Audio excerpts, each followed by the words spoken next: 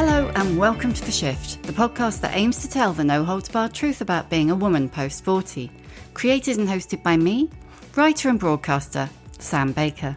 How do I want to age? What does the rest of my life look like? Those are questions I know many of you have given a lot of thought. Well, my guest today has some answers. Dr. Sharon Blackie is a psychologist and folklorist who is passionate about reimagining the aging process for the better. Her last book, If Women Rose Rooted, was an ecofeminist sleeper hit about finding your place in the world that was passed from woman to woman with the words, "You must read this." Her new book, Hagitude, Reimagining the Second Half of Life, does just that. What, she asks, would aging as a woman in the West be like if we embraced it? Physical changes go hand in hand with psychological changes, and I really wanted to highlight to people that these are opportunities, for more transformation, for more growth, for some really good stuff, rather than what the culture tells us about it, that it's supposed to usher in a time of decline. At its heart is the radical idea. What if older women knew how to use the power and influence that many of us don't know we have? What if we recognised our value? What if, brace yourself, we wrote our own narratives? Sharon joined me to talk about the power of myth, embracing your inner hag, and why she'd rather be the old woman in the wood than a boring old fairy tale princess any day. Do you know, I used to have redder hair, but since I lost all my hair with lymphoma treatment last year, and it's grown back kind of like faded and curly and moppish. So I don't really know what it is anymore, but I used to be redder. Yeah, I've definitely found the fading thing very strange. Yeah, it's interesting. Women who have reddish hair do find that it fades in a much different way from people with other colours. Yeah, I had visions of having that kind of, like long sweeping grey. Yeah, me too. Not happening. No. Not happening. No, well, I didn't have any grey until I lost my hair, and then it came back a little bit grey, so I'm kind of blending into this fake wolfskin thing behind me as I speak. Yeah, it looks very cosy. Oh, well, thank you very much for coming on The Shift, Sharon. Thank you. It's lovely to meet you. Before we get on to the book, you are a psychologist and a folklorist, aren't you? I'd say probably more mythology than folklore, although I did do a folklore dissertation in my master's degree, so yeah, it would I would be specialising. I've studied Greek mythology, Celtic mythology, and all the kind of Jungian ways of looking at mythology, so. And you use it all in the book. How did that combination, mythology and psychology, come about? Because it seems like quite an unusual one. Stories always captured my imagination, and as a kid I always felt they somehow helped me reimagine myself. And so when I was doing therapy and found a lot of the, the classic ways of doing therapy, CBT and all of that kind of malarkey, just, they can work for people, but they're not very exciting and people give them up very easily. And the whole idea of stories capturing your imagination just seemed to me like a really, really good way of creating change where otherwise it would be very difficult. So it kind of came through a kind of narrative psychology practice, really. That makes sense? Yeah, totally. So were you one of those like booky kids who lost themselves in stories? Oh, yeah. I had a challenging childhood, as many of us do. And at first it was my escape, but then it became more than an escape. I think it became very functional and very much about being able to envisage transformation and a way out of any situation that was a bit crap. So, I think stories have huge, huge power. So tell me a bit about those early influences from your childhood. There's stories, but what about family? I think early on in the book you talk about the influence of the women in the Northeast. Yeah, my mother divorced my father when I was about 2, and while she went out to work, I was left with my very elderly great aunt, Aunt Meg. She reminded me, I suppose a lot of your listeners won't know who he is, but she reminded me of the characters that Les Dawson, the old comedian, used to dress up as, very buxom, and kind of hairnets and rollers and the lot, and a foul mouth, absolutely foul mouth. But she and women like her were really the kind of glue that held the community together in lots of ways. Everybody thought it was the men that had power, but they were the kind of the moral guiding forces of the community. They told everybody, what they should be doing, what they shouldn't be doing, and they were listened to. So it was interesting times. I remember that whole Les Dawson, Dick Emery thing of like those old women they dressed up as and then propped their chests on the garden fence. And That's right. But that's what Aunt Meg looked like. I mean, she was like that. Yeah, it's a strange thing, isn't it? Because those jokes were not about acknowledging the power and the importance of those women. They were about ripping the piss out of them, which is so often the case for the way middle-aged and older women are talked about. Yeah, indeed, which is a pity, really. But that's kind of the premise of the book, in a sense, that powerful aspect of women, and particularly older women, has just faded, and all we are now are kind of figures of fun or to be ignored. So tell me about Hagitude. Tell me about what it is, where the idea came from. Bring it to life for me. I began to write Hagitude when I was myself kind of on the threshold of elderhood, which I've always thought, for no particularly good reason, randomly selected would be around the age of 60. And I'd written my first non-fiction book, If Women Rose Rooted, when I was about 53. And it was very much about women's journey through life and kind of, positioning it as a journey to a sense of real belonging to the world. And at the end of that book, I talked about the fact that I believed that elderhood was another journey. It was the beginning of a new journey. That came on post-menopause. But I was really only a couple of years into menopause at the time, and I didn't feel that I had the skills or the knowledge to write it. So I began to write Hagitude as a kind of follow-up to that. And it really did come from a real passion for transformation. That really is my credo, I think, in everything that I do, that we never, ever stop growing. We never stop transforming, that we are supposed to keep changing and kind of reinventing ourselves. And I saw the very profound physical changes that happen to women, puberty, motherhood, if we have it, pregnancy, if we have it, and then menopause, comes around again as a real kind of physical shattering conflagration, just when we think we're getting over it all. And these physical changes go hand in hand with psychological changes. And I really wanted to highlight to people that these are opportunities, for more transformation, for more growth, for some really good stuff, rather than what the culture tells us about it, that it's supposed to usher in a time of decline. I mean, menopause was the one thing that didn't get talked about. It was the one thing that you're not nurtured through, if you like. I mean, why do you think that is? I think we just live in a very ageist society, Yeah. and I think that women, particularly for forever probably, have been written off as not useful once they stop being fertile. That I think our value has always been pitched as our fertility, and when that's done, then what use are we? And of course, in older societies and in Indigenous societies today, there is a great use for elder women. They are the ones who have the wisdom. They are the ones who can carry moral authority for the tribe, and we see that very much in our kind of European myth and folklore. So I think that is really where it stemmed from, just that simple patriarchal perspective on what it is to be a woman. And I do not think that it should stop there. I think there is a huge journey and a huge adventure, and also a huge utility that elder women have for a society which is profoundly troubled, let's face it. Understatement of the year. But when did that start? I mean, the kind of dismissal, if you like, of contemporary ageing women. When did youth start being lionised? Maybe about the 60s. What's your understanding of when the woman over 40 began to be dismissed, or has it been a forever thing? I think centuries, really. Victorian women also were written off for sure when they were older.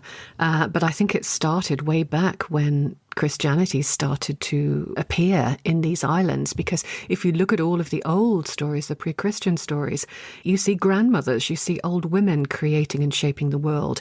Everything from the Fates in Greek mythology, who were three old women who literally kept the entire cosmos in balance, to a wonderful figure called the Cailleach in Irish and Scottish mythology, who created and shaped the land. So we had these old women who were basically running the show. And then the Christian culture came in, which of course was very much more patriarchal and had no room for women of any kind, but particularly not old women.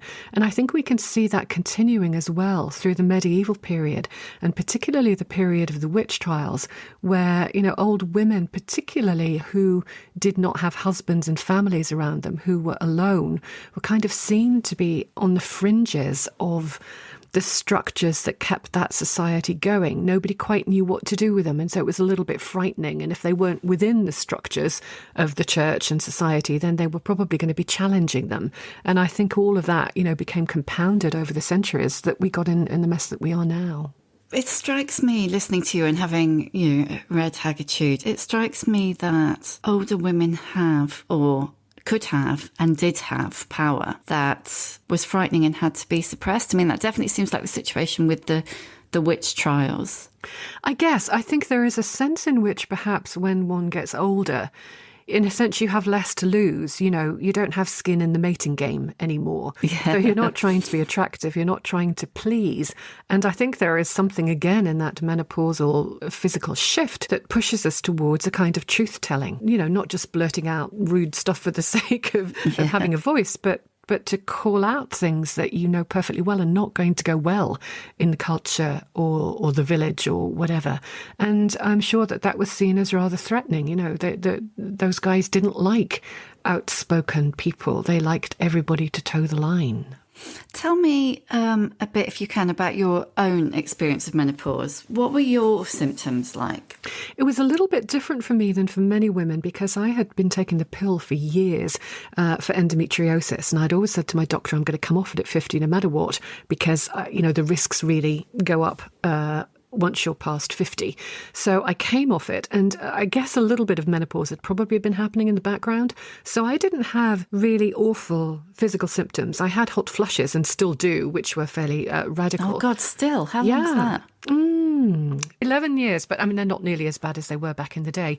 But for me, the psychological stuff was quite interesting. So I had what almost all women seem to have. I had the rage. I do think of it as righteous wrath rather than just kind of like, being cross for the sake of it. I had a lot of that. I love the Furies in Greek mythology. They were made for menopausal women, righteous anger. But really, what I experienced during menopause, and I'm very much aware that a lot of women don't and have a harder time, I didn't experience any of the brain fog that some women talk about. I experienced absolute clarity for the first time in my life. It was as if somebody had ripped a veil away, all that hormonal stuff, had gone. And all of a sudden, I could just see in a much more focused way what I wanted to be, what I needed to do, and what mattered to me. And that was really very powerful. So although it was uncomfortable in some ways, I did actually find it quite a gift and quite transformational. So many of the women I've spoken to have, at some point between early, mid-40s and 60, chucked a lot of stuff out, and in some cases actually set light, to large parts of their lives.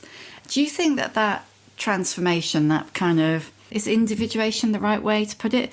That kind of, right, I'm going to deal with this, that comes for some women completely out of nowhere. Do you think that's part of the perimenopausal process? I do. I think it's an absolute and probably very necessary bonfire of the vanities. I mean, I think really that's what the process is for. And one of the reasons why I'm so passionate about talking about it is I don't think the culture sees it that way. I think even now that we're having lots of conversations about menopause that we never had before, so many of them seem to be in the context of clinging on crazily to everything that you don't want to let go of. Whereas for me, the whole process of menopause is about teaching us to let go. And that letting go is a process that's very difficult and requires some grieving. But I think of menopause in the context of alchemy, that in the old alchemical tradition and the psychological tradition that kind of derives from it, alchemy is about a process called calcination, which is burning down to the bone. So everything that is unnecessary is stripped away. Your whole past story is stripped away. And what you are left with in the crucible of alchemy is the absolute essence of what that substance is. So in our case, the essence of what you are.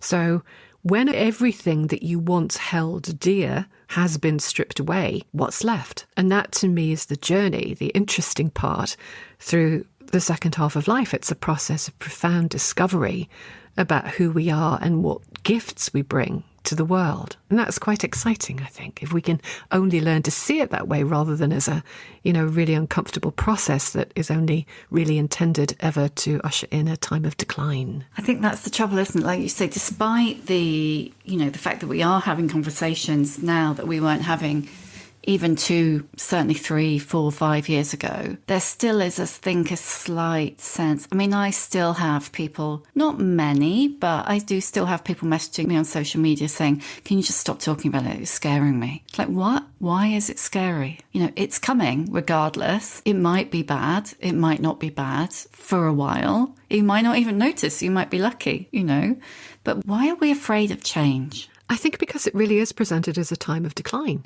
You know, you go through menopause and then you hang around waiting to die, and nobody looks at you, you become invisible, you become unheard, you have no voice, you just become kind of irrelevant. And that is a little bit frightening for people who've grown up in a culture that only really values youthful beauty. Again, you know, really that's what I was trying to do in the book, is to present stories of elder women, midlife women and elder women in European myth and folklore, to show that there are so many different ways of being an interesting elder, you know, depending on your own particular proclivities and gifts and what have you.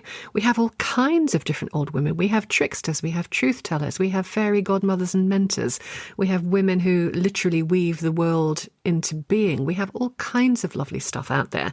And I think that, you know, none of us think that we're going to wake up one morning and become a fate or something. Yeah. But nevertheless, they do have these archetypal qualities, those stories, which tell us that there are certain ways of being in the world.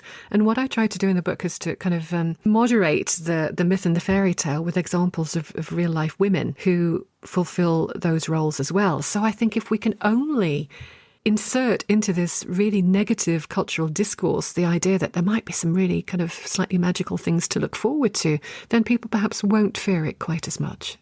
I think one of the things that you said in the book, which I absolutely loved, was when you were a child and you read fairy tales and folk tales, you always identified or wanted to be much more the kind of old woman in the woods than the princess waiting to be saved, you know, by the hero. Yeah, and I hear a lot of younger women really looking desperately for interesting old women stories. And I think it's because they want some hope that there is something longer term to grow into. But yeah, you know, I grew up on a really, really impoverished northeastern council estate. You know, there was no way that I was going to relate to princesses.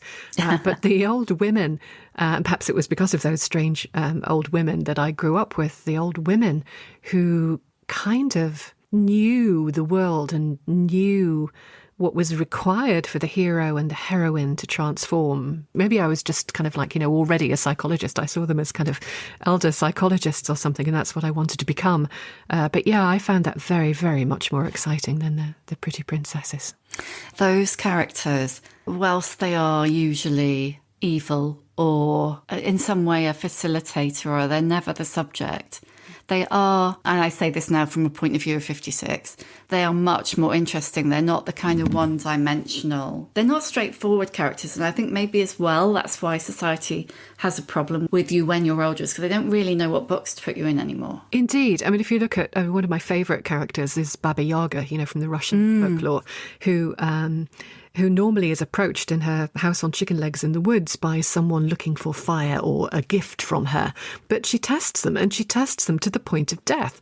You know, if you don't pass her tests, then you might get burnt in her man-size oven and eaten up. And, you know, it is easy to see a character like that as evil and the wicked witch. But what those stories to me are trying to convey to us is that all of the best transformations come about at great risk and at a little bit of pain and possibly some grief, and you have to work hard for it.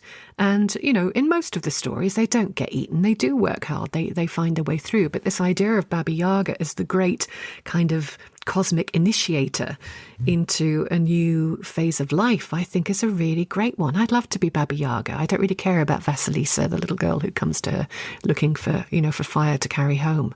That seems to me to matter as a role to test sometimes. And there are many, many other examples, you know, that I give in the book about similar kinds of old women who know they're not the protagonist in the stories, but they are the ones who kind of pull the strings and who know how all the machinery of the world works and what's required at a particular time to keep it in balance. It seems like old women are allowed to play that part outside of the West more, but it's almost like that has been eliminated in contemporary culture. It's like it's been cut out completely. And older, I'm not saying men never experience ageism, because of course they do, but older men are allowed to have gravitas, they're allowed to run countries at nearly 80, all of that kind of thing. Whereas, when, for instance, the last American election, and now I'm not going to be able to remember her name, Elizabeth Warren. Yes. She was derided as an old bag. And, I remember hearing an interview with people where they basically said they couldn't stand her voice because she had such an old woman voice. And she's 20 years younger than Biden, nearly. It's insane, yeah. And I can't even remember where I was going with this now, just moaning, really.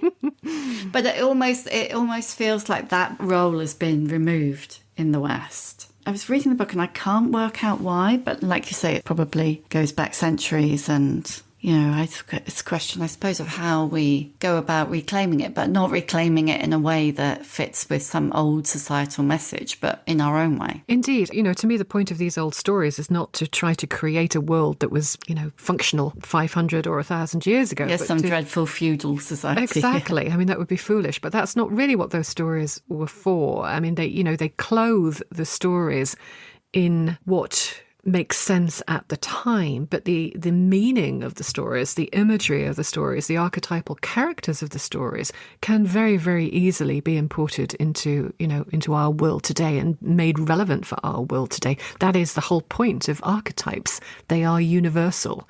And it's just that they wear different clothes in the 21st century than they would have done in the 16th century. But the meaning of the stories is still there. Having read about a bazillion books that tackle menopause in different ways or refer to it, I think you're really good at addressing subjects that quite often don't get touched upon much. So one of the things that really interested me was when you refer to whether the ageing process is different for women who haven't had children. Mm-hmm. And I touched on that in The Shift, but I've very, very rarely seen that thinking about. How do you think that ageing does differ for an older woman who hasn't had children? I think the most obvious thing is that you have no one to look after you. You don't have family to kind of ease your journey into the more difficult aspects of elderhood. But I think more interestingly, perhaps for a number of women that I've spoken to who don't have children, there is that sense of no one to pass a legacy of, wisdom, let's call it, onto. And that's one of the reasons why I liked the fairy godmother archetype, in the old folktales, because if you can't be a grandmother, you can always be a fairy godmother. There is still that possibility of mentoring that happens. And I think for the women that I have spoken to who are serious about, the journey through elderhood and who don't have children, it doesn't hold them back. It is a sense perhaps that what you have to give becomes more spread out into the community rather than just to, 2 or 3 children that you're particularly close to. But there is still a very strong sense of legacy and leaving a legacy and doing something useful. I think what I found curious, and I do mention that I think briefly in the book, when you've grown up, for many of us, not for all of us, but when you've grown up without having children, you never quite see yourself clearly as a mother. So you run the risk of always remaining a daughter and never quite feeling grown up. Do you know? And I had that for many years, that I just didn't feel that I had the authority for that. But I think there is a point in elderhood where that could be an advantage. Because if you think about it, all of the elder women in those folk tales and those myths, they're not defined by their family and the kids. We don't know whether most of them have family and kids. It's about them. And I think elderhood is very much about, turning inwards and then outwards again, bringing your own gift out to the world rather than being defined by these relationships. So I wonder if, particularly as we grow older, and I'm only 61, there's a lot of elderhood left to do, hopefully, whether that will actually prove to be an advantage. You're almost kind of like returning to the kind of maiden archetype again as you grow older, if that makes sense.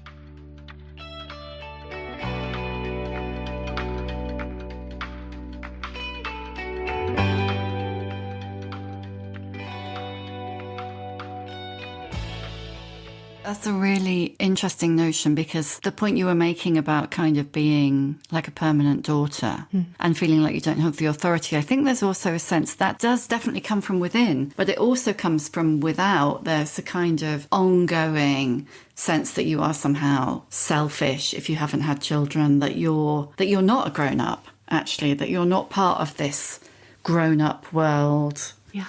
That that you are, I don't know, lacking. It is interesting. And of course, there is a difference, obviously. Well, they're not much of a difference necessarily between women who actively choose not to have children and women who would have loved to have children but can't. But it is interesting. So a friend was telling me, who has worked with someone who grew up in the African traditions, and particularly the San traditions, what we used to call the Bushmen traditions, that women in their elder years, post-menopause, who hadn't had children were believed to have kind of special powers or special insight into the world. And I don't know any more than that about those traditions. Or I'm trying desperately to follow it up because it really interests me. But that, again, gives me some consolation that outside of our completely buggered up Western culture, there were more lucid ways of looking at women in older age. I mean, there's a quote that absolutely leapt out at me, and I only wrote half of it down typically because I was frantically taking notes on my iPhone. But it's an Ursula K. Le Guin quote. And the bit that I wrote down was that she was pregnant with herself at last. Yeah. I absolutely love that sense of, I mean, we talked about the kind of bonfire of the vanities, but I love that sense of, I don't know, I want to say becoming selfish, but that would be wrong. That wouldn't be what I mean. I think it's like pleasing yourself more, listening to your own instincts more, trying to learn to stop saying yes when you mean no, for instance. All of those, I don't know. It's not being defined by what the culture thinks you should be, I think, isn't it, perhaps? Yeah, and again, this is probably different for women who are in their 50s and still have children around. I remember reading an interview with someone where she said, perimenopause, she went from, oh no, you've lost your keys, let's look, where are they? Pulling the whole house apart, lifting up the sofa cushions, everything, to you've lost your keys? Well, what do you expect me to do about it? Right. And for her, that was indicative of a shift, which is not to say you become, like I said, selfish, but you just become a bit less, I don't have to fix everything, I suppose. You don't have to fix everything, and you don't have to be who other people want you to be. And it is very much a time for finding out, who you are in a more authentic way when you're not being defined by your relationship to other people and the particular roles that you have adopted up until now. And that's not to say that you stop being a mother, for example, but it's that doesn't define you anymore. And one of the archetypes that I talk about in the book is an archetype called the medial woman, which is a term that was coined by a woman called Toni Wolff, who was Carl Jung's student and lover, as it went. And she identified what she thought were 4 major female archetypes, and 3 of them were defined by their relationships to other people. So there was the mother, there was the hetero, which is a kind of muse character, who is a muse to a man, I guess. There was the Amazon, who is defined again by, as a warrior woman standing up in the same context as men stand up. And then there's the medial woman. And the medial woman is not defined by anybody else. She is the woman who is turning inwards to find the source of her own wisdom and bringing that back out. And I love that character, that archetype, very, very deeply for that reason. I mean, I imagine there will be people listening to this who will think, well, I love the sound of all of this, but where do I start? How do I go about changing the way I feel about aging? I'm not creative. I haven't got time. What do I do? I think it has to start with a desire to do it in a way that is joyful and meaningful. And if you haven't got that, my book is probably not the place to start. And I'm not the person to advise. So I think there would need to be a desire to make it more meaningful and joyful. I think there would be a willingness to look at the difficulties of menopause as opportunities. No pain without gain is a terrible cliche, but really, that is what the world is so often telling us. And as far as it is possible to rub up against this cultural requirement that we just carry on being everything to everybody, we just don't stop, we just keep on going. Because I really do see menopause as a time between stories, when that old story has slipped away of necessity because you're getting older, but the new story hasn't started yet. And a time between stories is a space. It's not a space that you rush to fill with things. It's a space where you wait and see what emerges. And we're not really taught to do that, or we're not given time to do that in our culture. So I would say that it's an orientation that allows you to live with uncertainty for a little while, which the culture does so badly, and kind of sit with the process, see what happens, and look for clues about what really inspires you, in these stories that I'm offering, in other stories, in other characters that you think, oh, I wish I could become something like that? What are my gifts to think about?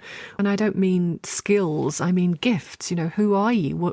What is your unique gift that you bring to a very challenged world at this time?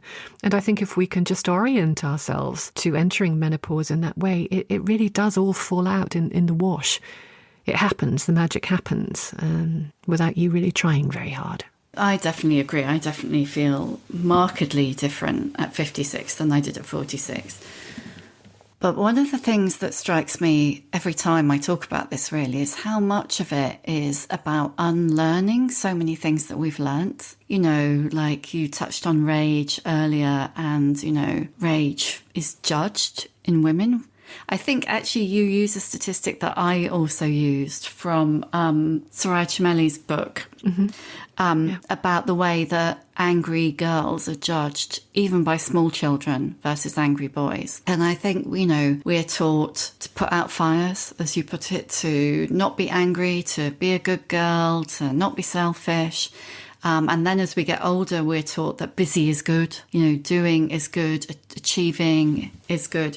And so this period of time is all about unpicking all of that. Yeah, I mean, I think menopause is a fire. It really is that alchemical fire that burns through all of those barriers. And it's not a choice thing.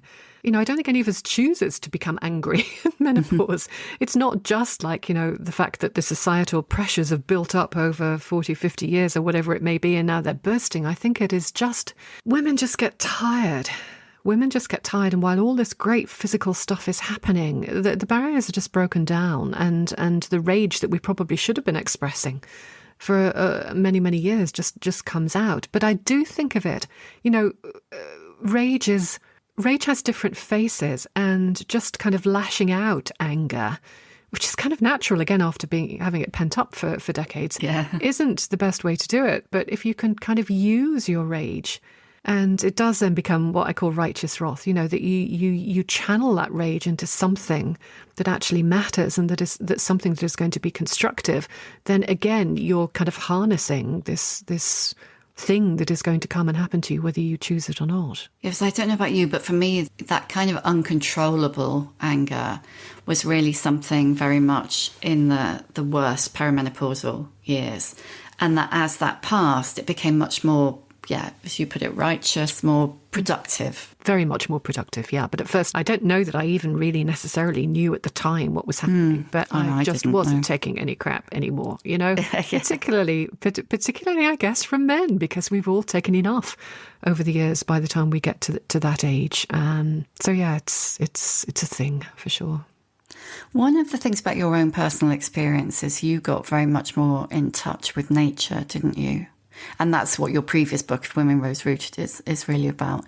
Can you tell us a little bit more about that, about why you think women, I don't want to say go back to nature, but I can't think of a different way to put it. I think in all of the old stories from these islands, from Britain and Ireland, the old pre-Christian stories, the proper myths, women, divine females, goddesses, not gods, were always associated with the land and with the forces of nature. Not in a purely physical way, but in the sense that they were conceived of as understanding what was required to keep the world in balance, and how the contract between people and the land, the natural world, could be maintained so that we don't take too much, we don't take more than we need, and everything just chugs along nicely.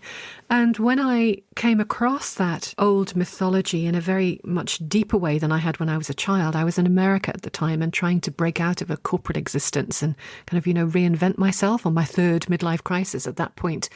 And I felt a very strong sense in America that my feet were in the wrong place. This wasn't my place. I didn't belong here. And it felt really imperative to come back to the countries that were part of my ancestry, that had in a sense made me. And so those two things, I guess, really, that really strong sense of wrongness about the place that I was in. It wasn't mine. I didn't belong here. Combined with discovering that women in our oldest mythologies, had that deep association, not just with the land, but with animals, shapeshifters galore.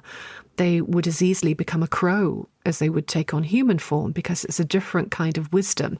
And that really struck a chord with me that had been there all my life, that I've always related very, very much more to, to wilder places, or places where there is silence. And I guess it really started from there. And that's why I began to write If Women Rose Rooted, to say in a world that is so profoundly environmentally challenged, in the old stories it was women who knew what to do about it, if I can put it very, very simplistically. So as women, I think we have a particular attunement. It's not that men don't, of course they do, but maybe a different kind of attunement to the natural world, and that we should make use of it. One of the women that you speak to in the book talks about feeling a need at this stage in her life to cultivate her weirdness, which I absolutely loved. Can you tell us a bit about that? Yes, that was Martine, who is Dutch and has a lovely turn of phrase for that. And she was doctor. She was trained as a doctor, just as I was trained in a very, very scientific background when I first studied psychology and then became a neuroscientist. You are taught that only the physical is important. When I was a student of psychology in a very scientistic environment, we couldn't even say the word mind in classes because you couldn't see a mind.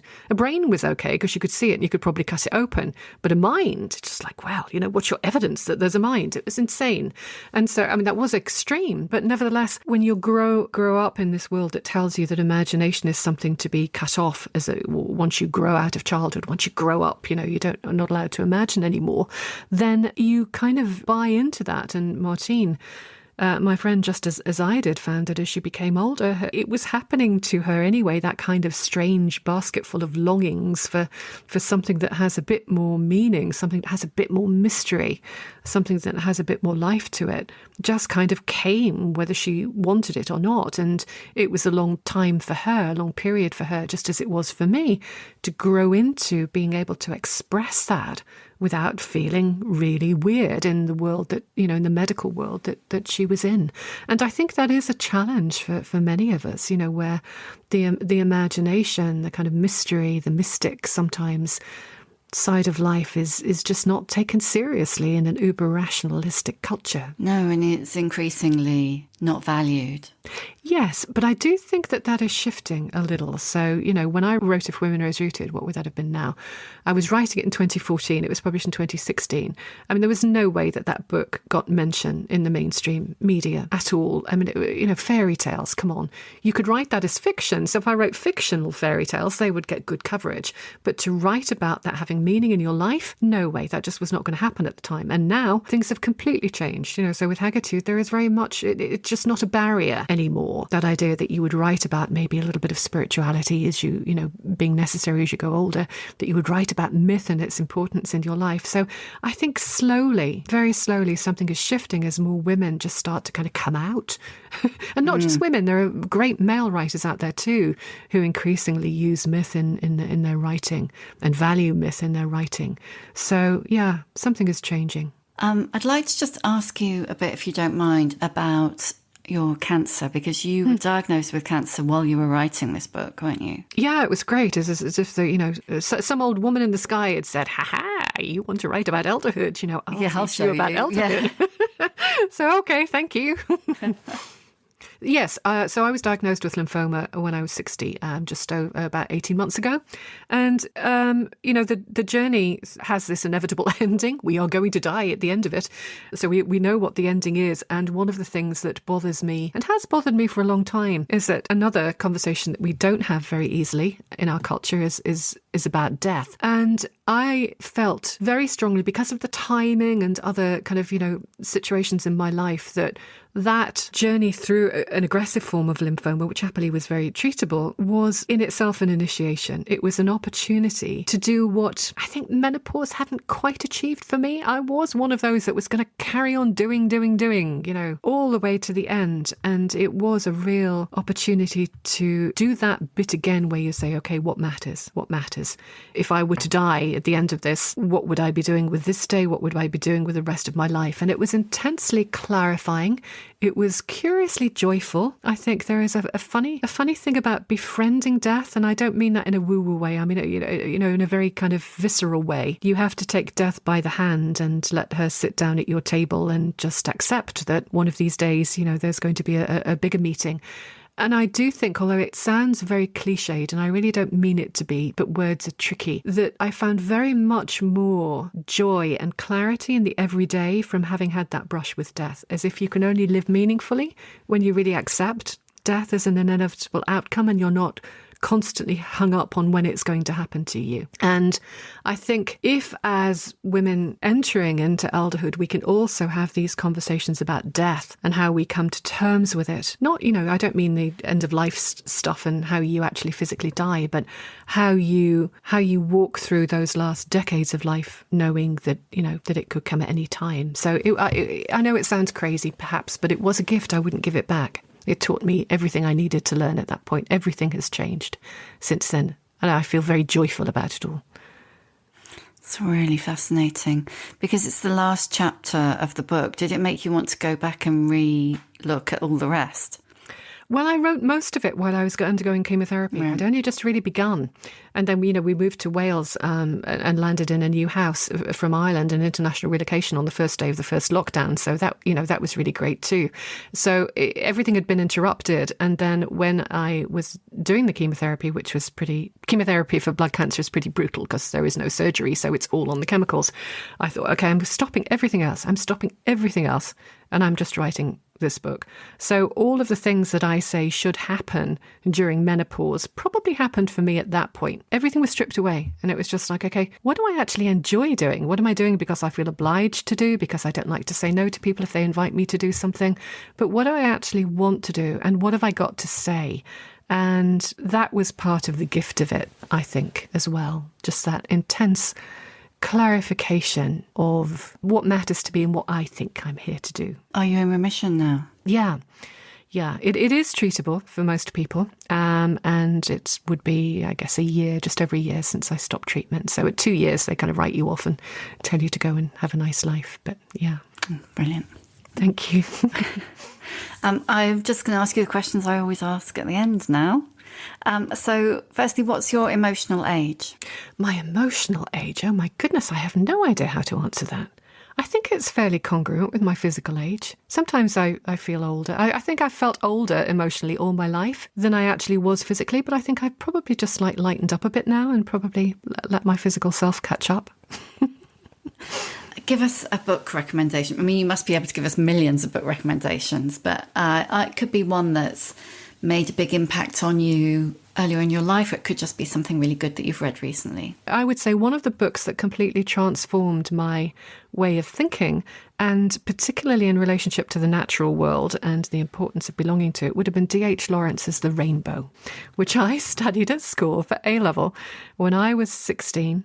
And I was completely in tune with his whole horror at the machine, the industrial machine. Of course, it was in those days. There was no internet machine as well, taking over the world, and the old ways of being in tune with nature, which he portrayed so beautifully in that book, of all of them slipping away. And that had probably the greatest impact on me, I would say, than any other novel that I've ever read. I thought that you might say The Women's Room by Marilyn French. That had a big impact as well. But, I stole it from my mother. She had it when it first came out in paperback in the UK and read it. And yes, that was clarifying for me. But I read a lot of novels about Victorian and kind of Edwardian women who were, locked up in lunatic asylums by their husbands and all of the rest of it. So I read lots of novels that made it very clear to me that women, hadn't had a particularly good rap. But I think that one thing to completely shift your perspective, something slotted into place for me with The Rainbow. What advice would you give younger women? Always believe that change is not only possible but necessary, and go with it. Don't try to ever put yourself in a position where you think you've arrived. You're not supposed to. Brilliant. That's food for thought, indeed. Who is your old bird role model? So an older woman who's inspired you.